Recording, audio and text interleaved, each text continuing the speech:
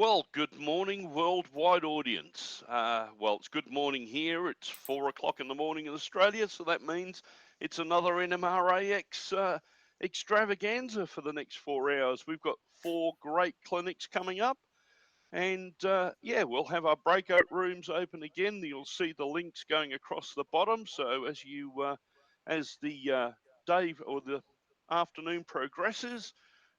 Yes, it was afternoon in America. Yeah, that's right. Yeah. At the morning or the afternoon progresses, you can go over to the makeup rooms afterwards and you can actually talk to the clinicians. We've got a little breakout room there for each one of them. And I think that's about it at the moment. No one wants to listen to me rabbit on, but we've got a new member of the NMRAX team who's come to join us, who's going to be doing some hosting and asking some pertinent questions at the end of the clinic. And I'd like everyone to give Jacob a big round of applause. You can hear him out there in the distance, all clapping away. And I'm going to hand it straight over to Jacob now. He's going to introduce Tony, and I'll catch you guys later on during the show. Over to you, So, Jacob. thank you. So our first presenter is the editor of Model Railroad News, managing editor of Diesel Era, and the founding editor of HO Scale Collector for White River Productions. An avid HO Scale train collector, we all welcome all the way from Plattsburgh, Missouri, Tony Cook. Thank you, Jacob. Thank you. It's the first time I've got to meet this young fellow. We've got the NMRAX stuff has been going more than a year now, and this is I was telling him before we got started that I think this is like one of the most professional things I've ever seen in the hobby, and so much fun. But I'm going to get rolling here. My presentation to kick things off for this fine Saturday afternoon and somehow late September, which tell me how that happened. I'm baffled at that one, but it is September 25th somehow. Uh, I will be talking today about a model you never got to own and its prototype. So I will combine both General Electric's U25B diesel locomotive history, and we'll also talk about the HO models because I think that's an approach for a lot of us in the NMRA members and hobbyists in general, that there are folks that are just model railroaders and don't give a hoot about seeing the real trains running, or it's not really their thing. And then there's guys that are just rail fans out there. But I think for a lot of us, it kind of goes hand in hand. We have the models because we like the real deal and we want to know how the models measure up. So we're going to kind of walk through this history of U25Bs, talking both models with the focus on HO and then the prototype, which was introduced back around 1960. I'm going to give a little background on Lindbergh. It's probably a name you know. It is still around today. It's an asset of Round 2 Hobby out of, I believe, Indiana in the United States. And they sell some of Lindbergh's other tooling. The railroad models have not been available for many years. Mantua Classics was the last place some of the freight cars existed, and you'll probably remember that. But the line itself got started in the early 1960s. This is their first one and only that I know of catalog. It was a fold out color brochure that showed you the switcher that they called an SW600, which is actually an SW1 or closer to that anyway. The typical 40-foot box car. They had an ice hatch steel reefer, wood stock car, single dome tank car, 40-foot flat car with crates, kind of a war emergency 2-bay hopper, gondola, flat. They also sold the flat car without the add-on crates, and then the New England style caboose. Notable, the tank car and the hopper car never existed from Lindbergh in the early 1960s, that they only officially were available in the 1980s from Mantua. As I stated, the switch engine is sold as an SW600, which is a real model, and Chicago Northwestern is the only Class 1 U.S. railroad that purchased those from EMD. The other small production of SW600s all went to like industrial concerns. And while this is in the neighborhood, I think that sand storage there below the front radiator grill, that kind of saddlebag looking thing on the front walkway, and in general, I would spec this as an SW1. Lindbergh sold things as kits, as you can see there on the left, in that kind of typical blue box Athearn or Varney style. And then they also sold things ready to roll, as you see there in the window display box. Probably their most famous and longest serving contribution to the hobby were these trucks. These were made out of Delrin. It was kind of a plastic. They had good, for their day, detail. As you can see, look at the back of the wheels there on that gray Beddendorf style truck. You can see the pattern on the back of the wheels, which is not typical of the early 1960s. The trucks came in these neat little clear plastic cases and remained available forever. In fact, you'll still see them at hobby shows. I occasionally see guys that have the whole dealer display box sitting there of them. So they were quite popular for their time. When Lindbergh was introduced in the early 60s, this is about what the hobby looked like at the time. You had Athens Jeep 30 was new. The Mantua Tyco Jeep 20 was new.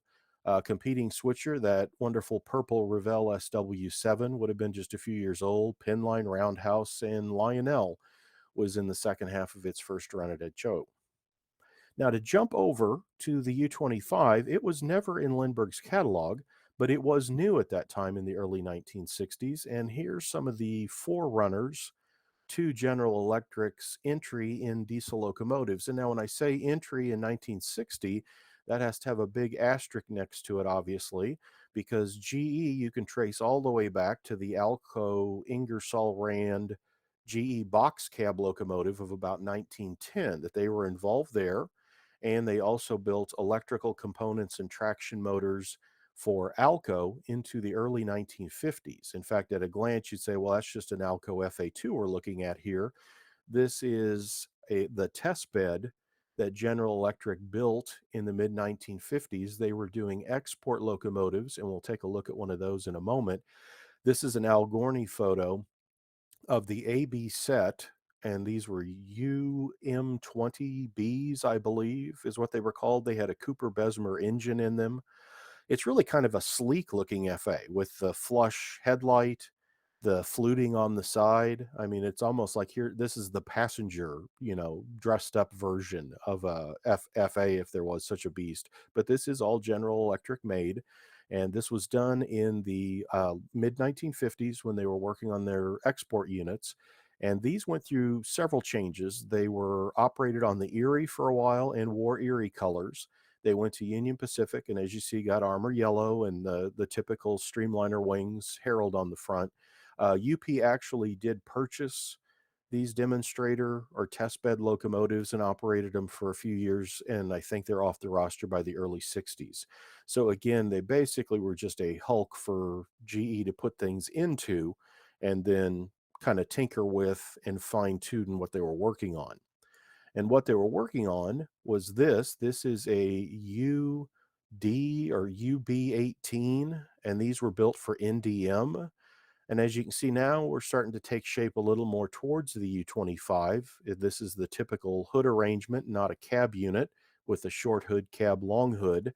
These again are about 1956, and there's a handful of these built and sold to the NDM. This is a Dick Kelb's photo. He was a very famous rail photographer, lived in Texas, and this was one of his Mexican trips. All these pictures, by the way, I believe all of them are from Kevin Udaley's collection, he and Nadine Udaley are the founders and owners of White River Productions. Here's what we did finally see almost again as a U25. This is and one of these survived forever at General Electric into about 1990 and was used, I was told, they would do test applications of paint and other things on it. It sat in one of these two, 751 and 752, survive into the 90s basically as just something to tinker with, as I think we all have junk shells laying around that when we're starting to use the airbrush, it's like, well, let me grab that old Athearn 40-foot boxcar and how's my paint spraying today? So I think that's what these were done for. But as you can see, this is starting to look like that phase one U25. If you look in the background, you see tricolor Wabash motive power, and that chimney in the background, you see WAB for Wabash. I believe this is Decatur, Illinois, and these would be testing in the late 1950s. So again, this is getting closer, but is still, I believe, built as an export model. If you notice, there's no front walkway. The short hood comes all the way out and around, and they have kind of that interesting sloped pilot to them. And as you can see, the real access back up to the cab is behind that lead truck. So an interesting beast. And again, at a first glance, you might say, oh, it's one of those early phase U25s, but it is not. And there were only two of these, and they toured and traveled around North America kind of on GE's let's see what everyone thinks. And then this is closer to production. This is a phase one. It basically is a production unit. This is on the Colorado and Southern Burlington subsidiary. This is in the Denver area, about 1960. And this is what the first GE diesel locomotive that they offered for the North American market looked like. Four axle. If you notice, if you're familiar with U-boats, look at the tank area there. And it's kind of curious that I think most from the U-28s on forward, those air tanks would be oriented, sideways with the trucks on each side of the tank. But as you can see, this early design has kind of a curious tank. And then the odd pilot from those early test bed units sort of comes over, that we've got this straight up step and the curved over front pilot. Of course, at the time, in general, the Jeep 7.9 had established that transition from cab diesels in North America to this short hood cab long hood became standard. So this being a high hood would have been typical for the time and not uncommon. The Jeep 20s were just coming out at the same time from EMD and showing that low nose, as was Alco's like RS27. But this would be an early phase U25 with the high hood. And if you notice too, look at the front and back handrails have this, instead of just coming over from the center where the drop step is and down, it's kind of hard to see in this picture, but there's these big up and over loops to the handrails as well, which is another interesting spotting feature. And these went through a couple of different demonstrator schemes. They always were this kind of red and white. This is kind of the more Spartan version of that paint. There's another one with a giant GE logo on its nose that's a very attractive look as well. So there were a number of these that GE sent out and promoted. And there we go. This is the 4-unit set that introduces the low hood. So this would almost be the phase 2 or 1B of the U25s, but notice it still has the up and over handrails. This went to the Union Pacific, and the regular low hood U25s that came later went to a more traditional handrail style. But this 4-unit set included a mix of low hood, high hood. I think this is an awesome red and white scheme with the big General Electric on the side and the giant GE logo on the nose. And so this is kind of the first of what was the mass produced examples. Union Pacific and Frisco bought these early U25Bs with the high hood. And this is a really fascinating picture. This is late 1960s. So this unit is going on 10 years old. It obviously got a fresh paint job. And for the most part, these are off UP's roster of active duty by the early 1970s. So for this to have been all dressed up, it didn't have that much longer to go. Again, we're looking at the opposite side on this. You can see the other air tank and how it's placed behind the tank as it was on that other side. A good look here at the interesting front pilots, which are very unique with that straight up walkway instead of kind of the stair step angle. Again, that neat up and over handrail. You notice the sand hatch filler above the headlights there on the short hood is a very squarish and tall example. And then on back, this was a trademark of the U25B and U25C for the most part, that up and over step, and that was not something put in just for exercise for the crews. There, I was told, is a toolbox that is accessible through those hatches there above the truck, that's an open area in there for storage, which I did not know that until recently. Another thing too on checking these for dynamic brakes, we might see it better on this one, yes. Dynamic brakes on an EMD is easy. It's a big blister in the center hood with a fan on the roof.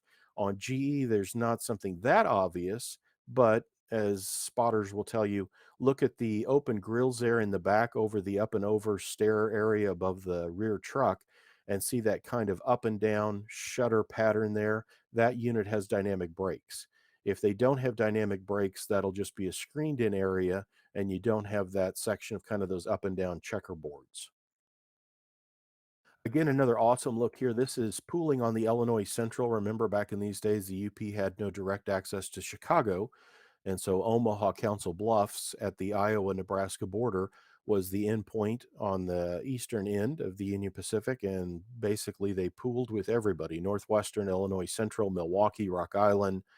Back in those days, to go out to like North Platte was just an amazing variety of power all sitting there, rotating back and forth with their link to Chicago. So this is over in the Chicago area.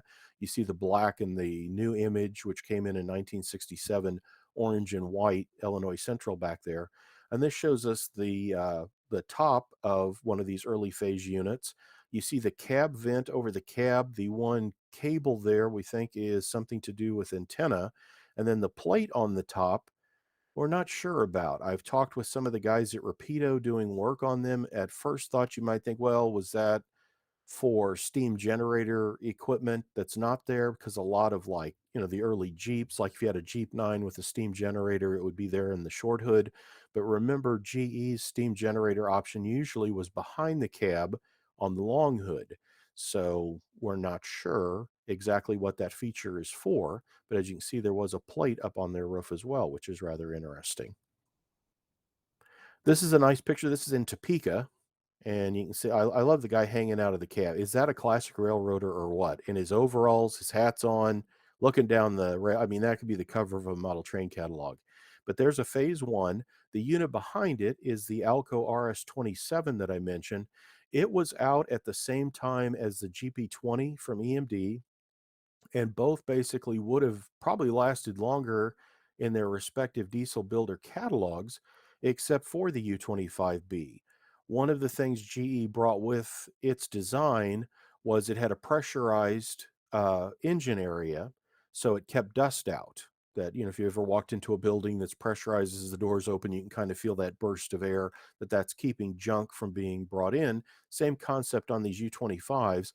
And this and some other developments that GE brought to the table at the same time Alco's RS-27 and the GP20 were on the market basically outmoded them quickly. And so this is the last of the Alco RS series, this 27. They would come back around with the Century line within a year or so. And then one of the follow-ups to GE's entry into the market is third, the giant U50, and this is the regular U50 with the gimbal set of two AAR Type B trucks. Remember, there's also a U50C that rode on 6-axle trucks, as UP seemingly could not get enough of double diesels in the 1960s, much to the delight of modelers and rail fans alike. Lots of roads bought from General Electric this first round. The U25 was a very successful model, lots of great road names throughout. And although a lot of these early 1960s models, and I should say prototypes, I say models, but when I'm saying models, I'm not talking are plastic replicas. But it seems like when you look at some of these earlier ones, like the GP20, the Jeep 30, a lot of them are fairly generic. You have like Southern Pacific, bought its light packages, and there's some of that. But really, a lot of that customization, this was really more that era of mass production. Can we sell you all the same kind of locomotive was the goal. And when we first got back into a lot of research on the U25B with the announcement of Rapido's coming HO model, my thought was, well, the U25 is a pretty vanilla, item, that they're all pretty close to the same. And it's not true at all. In fact, even this Santa Fe, the below the 1607 on the cab, do you see those access doors? How there's tall, short, tall on the sides of those plates that come open there between the louvers. That's fairly unique to those Santa Fe's. The step over in the back, which is common to U25s, that's not the case on a couple of the Santa Fe's. They have no up and over, and I don't know why they don't, but they don't. Fuel tank contours change as well through the different orders. And Santa Fe, if you look up at the exhaust, see the very square rectangular exhaust sticking out of kind of that trough that it's sitting in. This is also a spotting feature to look for in U25s because it's all over the place. And again, we're only talking here about the earlier production U25s. So when I say earlier mass produced, I'm talking low nose. But then that changes a lot too. See, this has the big picture window below the headlights and the number boards, that single piece windshield. That will change on the last phase U25s. And the nose, which is fairly straight, the roof surface of the nose doesn't have much angle. It gets more angled as we move on down. and the door access panels across there where it says Santa Fe. If you see the F and E in Santa Fe, see above it the knuckle busters, that those are all shorter doors, and then you have taller doors across the word Santa. That changes on these earlier units, as does, if you notice, the shape of the recessed knuckle buster piece is kind of a teardrop around. There are also those that are that more traditional square area there as well. So as far as diesel spotting, these are just an absolute all over the place to look for things. This is a Penn Central one, and of course, Penn Central would not have actually purchased U25s because production ends in 1964 or 5 by General Electric. Penn Central does not exist until February of 68. This, you can see, has that signal control box up on the front there in front of the engineer's part on the cab. That's kind of a unique thing to Penn Central. This one has, if you look where the PC logo is back there by the radiator intake, you'll notice a couple of short doors. And then over the right side of the PC, the doors get tall. The word pin, the doors are tall. Then the access doors over central are short. So there's the version with short, tall, short access doors. And then look at the exhaust. We have the shorter and oval shaped exhaust sticking out of, there is a trough there, but it's fairly low. And then below 2632, remember on the Santa Fe, it was that tall, short, tall door. Look there, that one has two big doors. And there's an access panel under the louver up front that was not on the Santa Fe. Erie Lackawanna's examples here again, this is a better look at the short, tall, short phase of production. And if you want to look and find more about these phases, Diesel Era years back has covered them. I'm starting a new series, Union Pacific's U25Bs in the phase 1 are covered in the current third quarter edition of Diesel Era, and you can find that at dieselera.com. And then back issues are available through Paul Withers, that he has the issues before White River took over the magazine.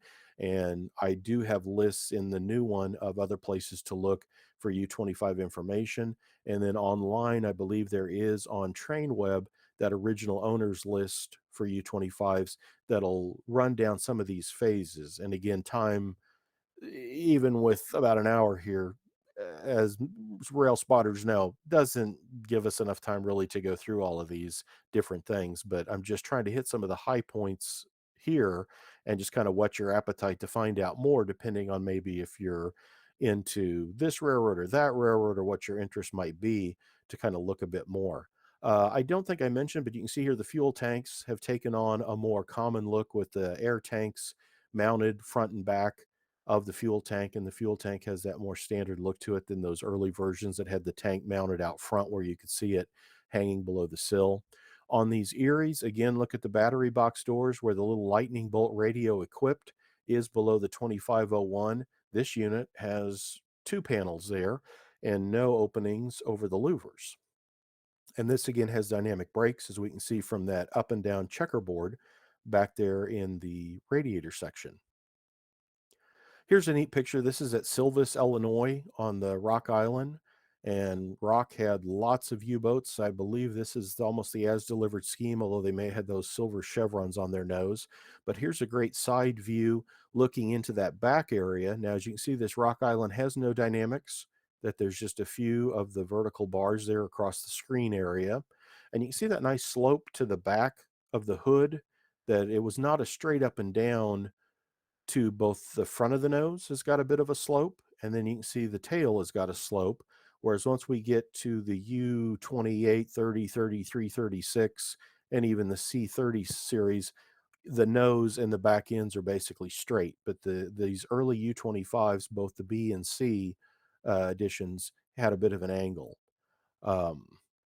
Rock Island had, I think, it in itself will be a tough one to cover when I get up to it in Diesel Era, because they've got so many different phases. And boy, by the time they got through with them, they're in that kind of shape. But there's a late phase unit. We can see the split windshield. Notice the slope to the nose, that it's not a straight nose. See how that nose is very straight. and that one's got a good angle on it. This would be a late phase U25, or was at some point, and is in pretty rugged shape. So, and again, when you get to this point, this is another tough thing, I think, for a lot of hobby manufacturers today when they aim at certain paint schemes, although this just barely has a paint scheme to it. Uh, Trying to detail those and make them right really gets crazy because of all the changes and things added and subtracted to them over the years. We'll jump back now to the models. This is a mock-up, or I mean, it's an actual model, but it was never released. This is the New York Central lettering is dry. The dry transfer lettering is done to it, so it is not a regular Tampo stamp production example. This was not included in Lindbergh's announced models of the early 1960s. And my understanding is its first announcement in the hobby came in the late 1960s. The company had moved from Skokie, Illinois, in the Chicago area down to Florida. And as it kind of regrouped, this U25, which I believe was tooled, though, or at least drawn up back at the time when the other part of the line was done, had sat for all these years. For its day, I mean, late 1960s, when you look at that, it's got treadwalk, it's a multi-part shell, it is an earlier phase U25. Um, this one has no handrails, but you see the posts. This is another spotting feature on the U25s. The early production, the stanchions fit into the walkway area, and only the later production had the more traditional where the stanchions come down on the outside of the walkway and go into the frame or sill line. So this again was an interesting thing to look for when you're trying to spot U25s. If the stanchions go into the walkways, it's earlier than the later ones have that more traditional where it's off on the outside instead of sticking into kind of the floor of the walkway. Uh, this unit too, if you notice, has the class lights are up mounted on the corners of both the low nose and then here on the tail. I've been told this is very challenging to pull off in plastic molding even today. Rapido is doing it, but like the Stewart Bowser units, which we'll look at in a moment, did not do that. And it was probably they moved those around to the ends, and again, might have been done as a concession to getting them to come out of the injection molding process better. This unit, the only part of it that's kind of not finished, that is the coil band drive that was in Lindbergh's switch engine with that giant cog wheel.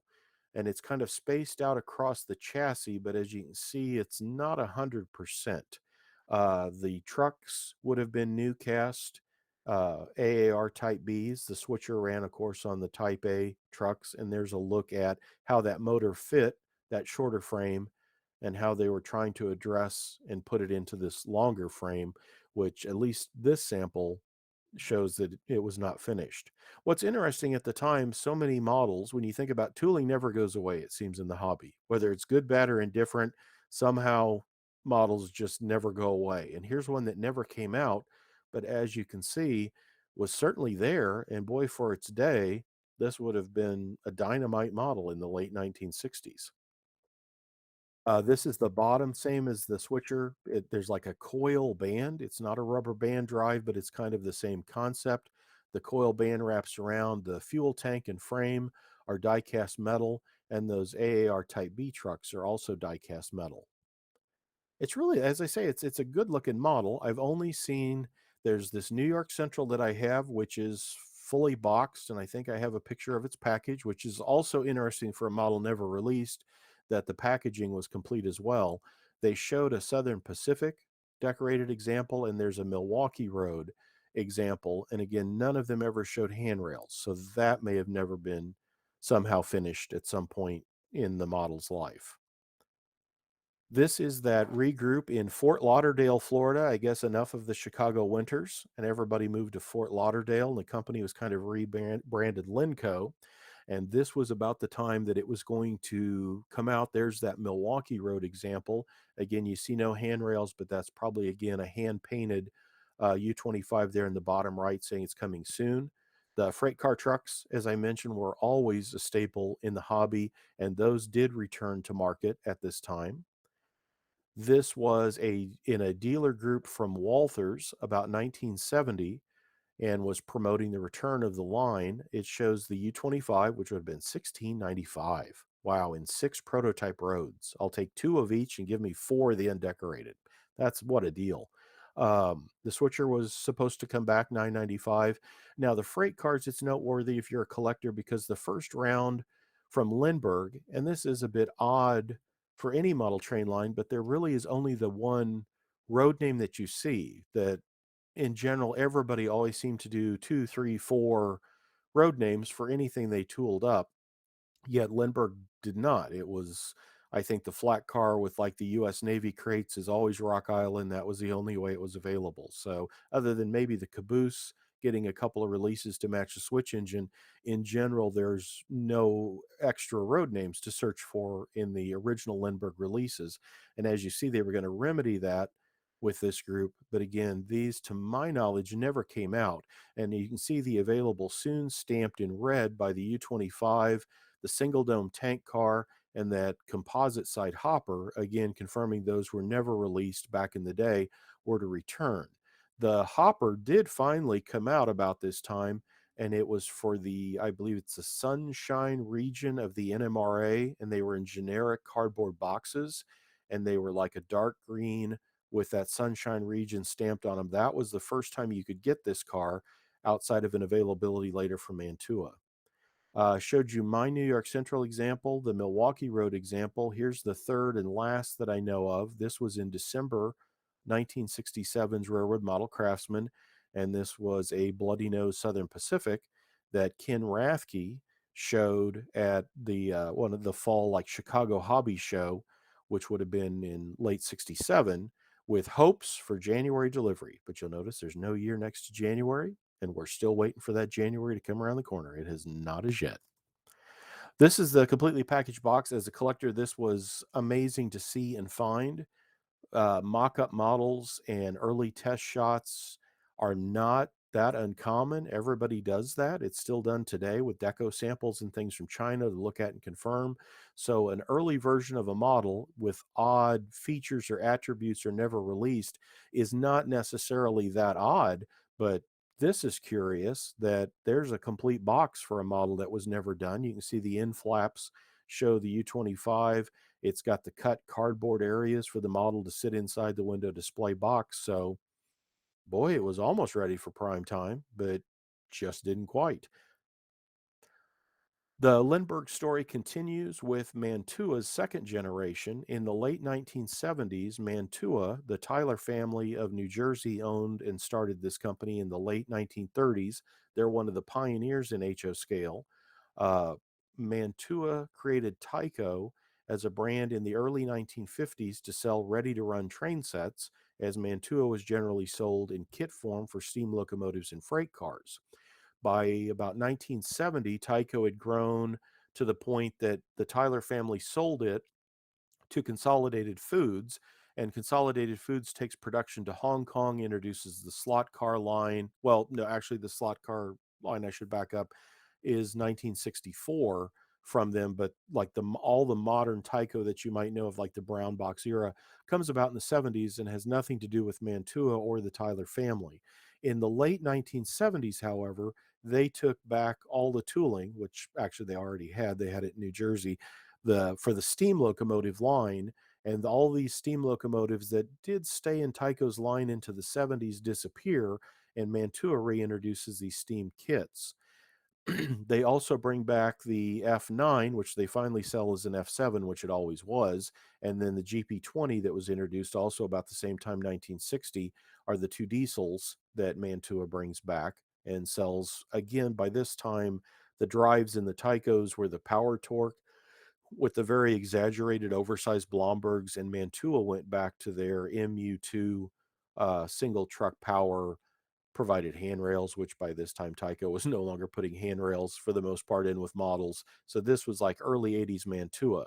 Now, to populate the freight car line, because they really didn't take much of anything out of what was Tyco tooling, Mantua purchases Lindbergh's HO line in the late 1970s. So all of these cars you see here, with the exception of the bottom right, the Woodside refrigerator car with the filled-in steps is Tyco Mantua tooling, but the other cars are all veterans from the Lindbergh line, and these sold through Mantua throughout the 1980s and again into the early 2000s with some changes. If you wanted a serious U25, there were a couple that came out in the late 1960s.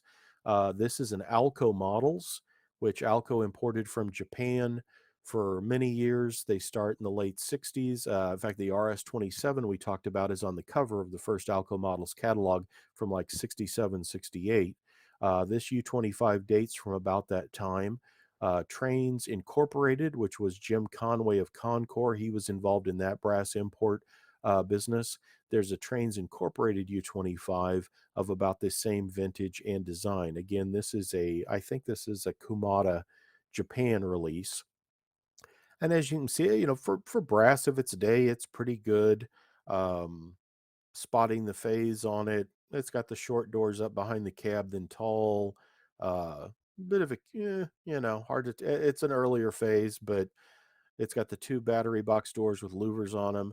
I like their approach to the class lights, which looks like they thought, well, let's just take like a hammer and a little punch, and ding, there's a couple of class lights. That's a way to do it, I guess. But there is what was the best you could get until naturally Overland and some of those folks did much better brass later. The first real serious HO scale U25 came out from Stewart Hobbies and is now in Bowser's line. This is a Bowser executive line Rock Island that was released almost 20 years ago. This again is a later phase. You can see there's a bit of a slope to the nose, split windshield. So this is like a phase 4 U25 that would have been towards the end of production about 1965. Although, as you can see, the handrails stick into the walkways, which again, I'd have to look. There's a lot of confusion as you go through production. There probably is one at least or something that matches that. The biggest spotting feature here and kind of one of its shortcomings, if you notice there on the sides of the Rock Island Herald on the nose, both of our class lights sit staring straight forward instead of off to the sides of the nose, and it's the same on the back of the unit. Again, this was probably done as a concession to make it come out of the mold better, but this so far, and it's had some upgrades over its years in the hobby, has been the best U25B that's been available in HO scale. That probably is quick to change, though. As many know, this summer, Rapido announced a U25B, and lo and behold, they're even going to do that early phase high hood, which outside of there's a brass model, I think, from NJ International about 1980 that I've chased several times on eBay and then didn't have the heart to go higher on the money, but always wanted one of those high hood phase ones. And Rapido's going to do it. These are early 3D renderings of what they're working on for that model. Um, and it is going into tooling now. I spoke with Jason Schron this week in preparation for this show and asked him for updates on things.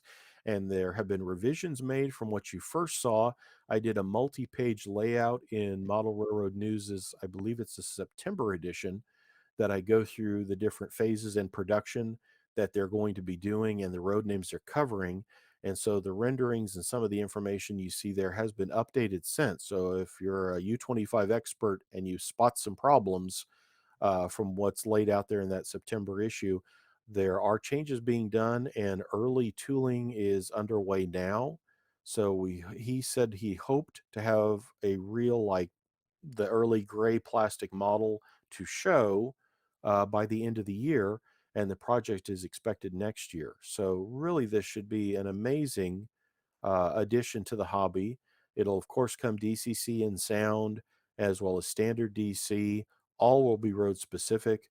There's a group of about a half dozen road names that are all announced. Really looking forward to this. If you're a first and second generation diesel guy, as I am, and I know many guys are, this is going to be an awesome model to see come to market. So again, U25s, there's lots of resources to look for in diesel era. I like Greg McDonald's book on U-boats is very good. And if you look, I believe at TrainWeb, you can see the original owners.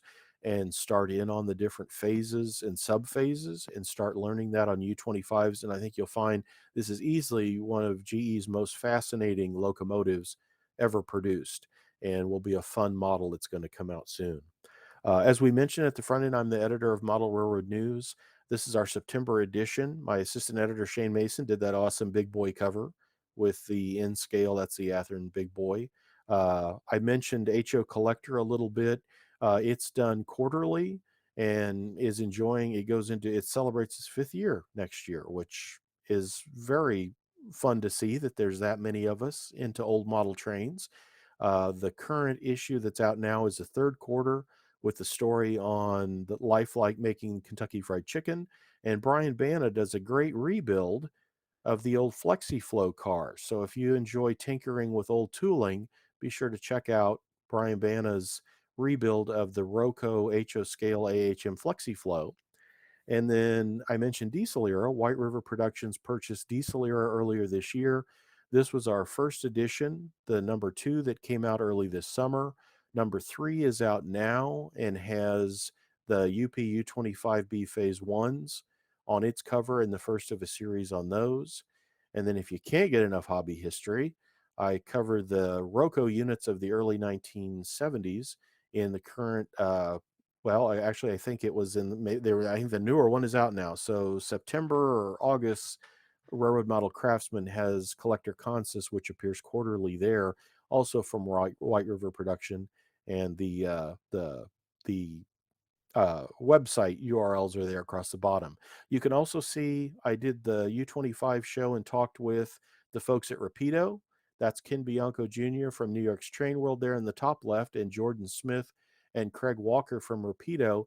Look on YouTube and Train World's channel, and there's a whole hour where we discuss and show pictures and talk about U25. So if you need more info and want to talk about the guys doing the model, that's a great place to go. And I think I did about right there. I see that it's 43 minutes after the hour, and I think I was shooting for 45 and then be able to take questions. So, Jacob, how did I do? Pretty good. So, thank you for your time today, folks. And if there's any questions, or Jacob, has anything come in that, and I'll be over at the other video room after this presentation. I appreciate your time today. And as always, I think this is one of the funnest things of the hobby is that looking at the model, looking at the prototypes, learning all the differences between them all, what all models have been made over the years, and what do they match up to. That's just all part of the fun of the hobby, which is so neat. But I appreciate everybody's time today, and thank you guys from the NMRAX for letting me do this. And Jacob, if there's any questions or anything now, I guess I do those, or Marty, before we roll on, or We'll have a little look. I don't know what happened to Jacob there, where he hit the wrong button on his computer or whatever. I don't have the question. I haven't got the spreadsheet up here. Are you there, Speed? Do you have the spreadsheet with the questions? Yeah, we have several questions. You take it away, buddy, and I'll duck out. So, how many road names were released by Stewart or Bowser?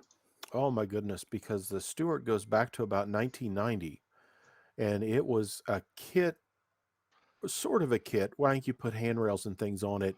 And it goes through a number of changes. You could do a whole talk on it, that it had a Cato drive at one time with a plastic shell that they did, or that Stewart did. And then it also has an Athearn blue box type drive. So if you wanted to start searching Stewart, and then the Bowser did it as a fully assembled model, there's all kinds of stuff, all the way down to like the SP Bicentennials. And I mean, they've literally knocked out probably one of almost everybody that's owned them over the years.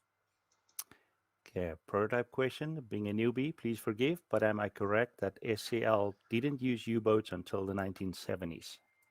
Seaboard Coastline. Seaboard Coastline. Seaboard Coastline doesn't exist until 1967. Is that right? It's a merger of a Seaboard Airline and Atlantic Coastline. Yeah, so it's like 67, 68, same age as Penn Central. But their predecessor roads, I think it's the Seaboard, that tested all the 6-axle, the Century 628, the Okay. U25C, and the SD35s in the early 60s. So they would have had U-boats back to then. And then there's those cool green Seaboard Airline, maybe U28Bs. So yeah, I don't think there's no U25Bs maybe for either of the predecessor roads, but Seaboard was, in fact, the U18B exists because of Seaboard. That I think they asked Mhm. GE for it, and out of production, almost all of them went to Seaboard Coastline. So again, we could talk a whole hour on Seaboard and U-boats, but good question. Yes. So, for those who are not familiar with the GE engine design cycle, how long did it typically take from a U25B to a U25C or to a U26? GE, that U25 is like 1960, and within a year or so, they answered basically the need for a 6-axle for more tractive effort and brought out the 25C. And then by the mid 60s, the next model jumps. It's generally, you're looking at horsepower. The 25s are 2500 horsepower. Then by the mid 60s, the replacement for the U25 is 1966's U28B Okay. and C, which would be 2800 horsepower.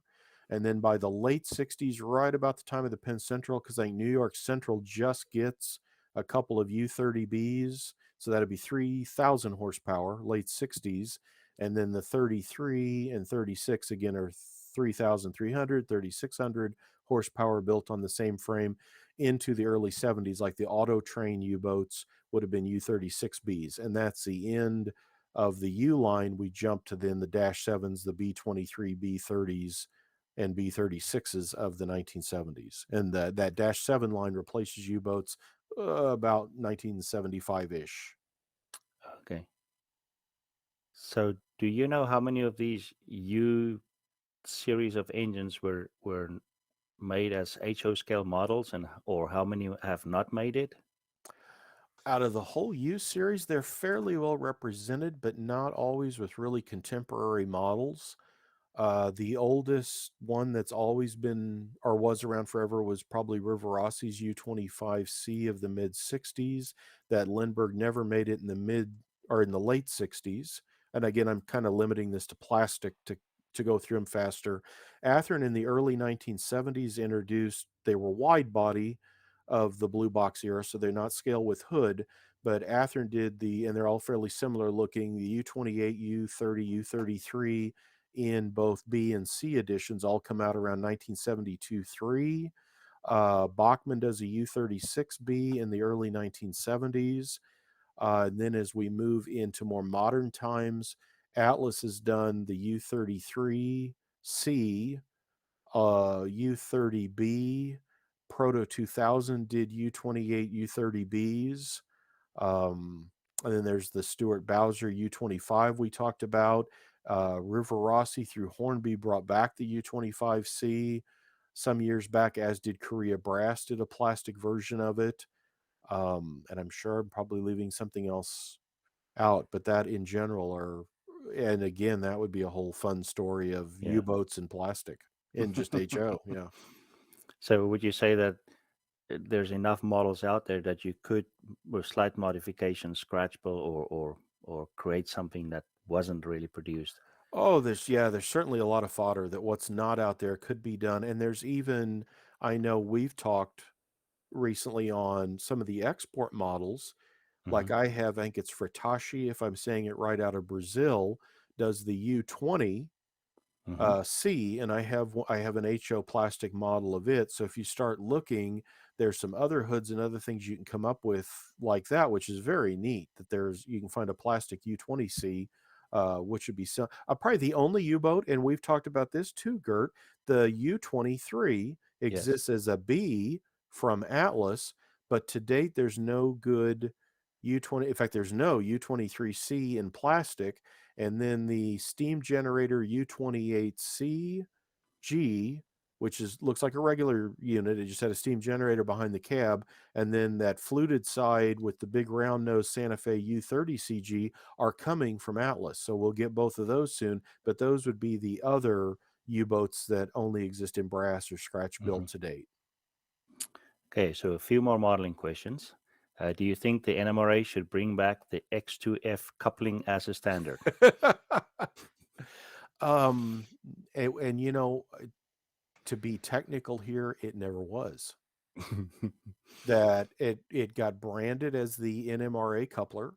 It's developed in the late 50s, and my understanding is it's X2 and lowercase f is, so there would have been like maybe an X1A, hmm you know, and then again, I'm saying this, I don't, but so the X2F was like, this is as far as it got in the development stage. It did get released or shown, and then hobby companies from Roundhouse to Athearn to Mantua, everyone started making them. It did become kind of a universal standard by 1960 and lasted until we had, once the KD coupler was always around even back in those times, but the mass produced like McHenry's and Bachman Easy Mates, all those, once we got knuckle couplers in mass, like in probably the mid to late 90s, the X2Fs finally went to their grave. But in actuality, to call it an NMRA coupler or to say it's a standard, it never was. The committee that was working on that coupler never gave it the stamp of approval. So okay. to say it's an NMRA coupler, actually, yes, it was, but never blessed with, you are the NMRA coupler. So no, it's, that's really not technically correct to call it that. Yeah. So is it true that Tony has every Tyco model new in a box? No, I wished I did. In fact, I'm always seeing stuff on eBay going, oh, I need that. But, and I collect everything. I think Tycho's kind of that running joke with me, but I'm just as excited with Athearn or Atlas or Uh, AH. Yeah, so no, not so, enough room. so final question: how many Tyco models do you not have? As far as like things that were tooled that I don't have, probably some things from the 60s I don't have. I probably would have to look that I may not have. Some of the steam locomotives, I'm pretty sure that I've got holes in steam locomotives that I Uh-huh. don't have examples of. But So, that's part of the fun. If you had everything, I'd have to go watch TV all day because I've got nothing to go search for model wise. So yeah. well, you could always aim for 2 new ones in a box. Oh, look at that, Kurt. You've opened a whole new wing for my Uh, collection. I now uh, need 2. Well, then I could take one out of the box. yes, Oh, yes. see, I'm seeing the benefits of this already. Yeah. Thank you. Thank you. It always amazed me that the collectors have that one that's new in the box and you cannot open the box. Oh That yeah, was just, no, I was like, wow, no. that feels so wrong. Well, So, well, Tony, thank you very, very much. Um, if you have some time in the breakout rooms, I'm sure they have questions there. I believe it's wearby.com/MRL-Aussies with 3 S's, with the IE in between the last one. I will So, head over there and be around for a bit. Look at Marty. Marty, Now, I know where. How come you're never there when now, I'm there? now, what we're going to do is have a little competition for everyone to write down in the chat, and it's guess where Marty is. So everybody write down in the chat where you think I am. And I'll give you a hint. It is a hobby shop, and it's a very large hobby shop. So they're the only clues I'm going to give you, and we'll let everyone write it down in the chat. But and if you've been following Tony, you'll probably seen Tony at this shop a few times. So yeah, well, when we I'll give the people in a hint. It's not in the southern hemisphere. it's not in the no, it's No. not in Australia. I've actually jumped in the Learjet. I've teleported to the USA, and we're ready to go. I'm going to teleport back to Studio 3 in a minute, and I think that's Well, about it. But tell me, Marty, Speed, is there anything Tony doesn't know about the history of different hobby, different manufacturers? And I mean, I've learnt today about 4 different names. I mean, I didn't realize Concord was named after someone's actual name, and Tycho as well. So, yeah, hmm there's it's always enlightening whenever you come on, Tony. it's fun stuff, and there's always something new. Just when I think, oh, I think I know that, someone either sends me like a catalog thing or a mod. It's like, oh, look at, well, this changes the whole deal. So that's half the fun. And Marty, if you should hang around, I'd go buy you a barbecue because I know where you're at, and I could take you to barbecue in about 10 minutes. Not a problem. Ouch. It's breakfast here, so barbecue for breakfast sounds Oh, brilliant to me. So, awesome. Well, yep. thanks guys so much. And I'm going to jump over to that other room. I'll be over there. Jacob, it was great meeting you. And Speed and Marty, I will check in with you guys soon. Take Thank you, care. sir.